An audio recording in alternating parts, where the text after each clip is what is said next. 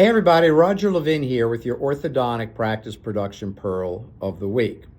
Got a phone call last week. Love to talk to you about real life phone calls because we have so many orthodontist clients. We get constant input and numbers and feedback. But I like when I get a call from a client because there's something they really want to know. And the client's question was, what should an orthodontist be producing? Now, that's an interesting question because there are different ways to answer it. I could have gone deep on data. I love data. And I had all the notes in the database, but let's say I didn't. I could have asked, well, how big is your office? How many new patients do you get? What's your average fee per patient? Could have asked all these questions.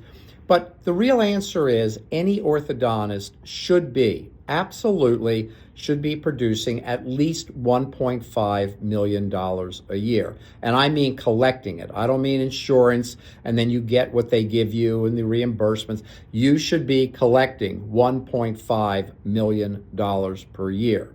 And just because your fees are higher, if you participate with insurance, none of that matters. You want to collect at least minimum 1.5. We have lots of clients doing 2 and 2.5. We have clients we've taken from $1 million to 2 and 2.5. This is 40 years of work. This is what we do, and you can do it. So how do you get to 1.5? Well, you don't have to be perfect. Believe it or not, 1.5, I would say, is your minimum. Now, if you're doing 900 or 1.1, please don't feel bad. I look down on no one. I criticize no one.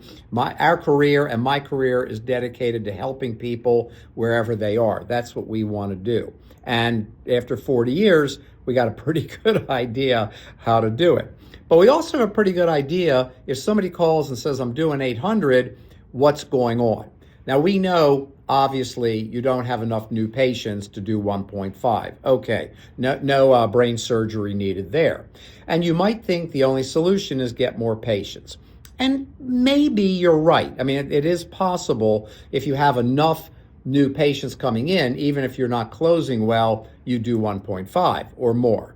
But what we really also know is the lower your numbers, the less efficient not only your new patient numbers, and that's referral marketing that we live and breathe, but it's also on the management side, systems, which we live and breathe.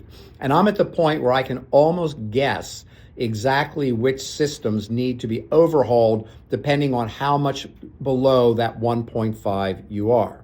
Now look, there's nothing wrong with doing $1 million and being satisfied with your income. I mean, if you're happy, that's great, because in the end, that's a wonderful thing, and you need to have enough financial resources to be happy, and that's great. But in terms of business, our job is to get the best performance out of your practice.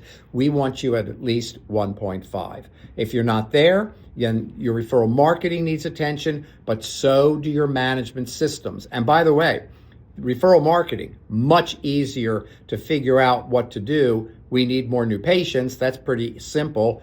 Management, it's really much harder to figure out where in the systems do changes need to be made. Just like if we talked about overhead, which we're not today, where do we have waste? When we analyze practices, we find all this waste and everybody's shocked that it's there. They weren't seeing it. They didn't know how to look for it. It wasn't in reports, etc. So you have to kind of know what you're looking for a little bit and dig deep.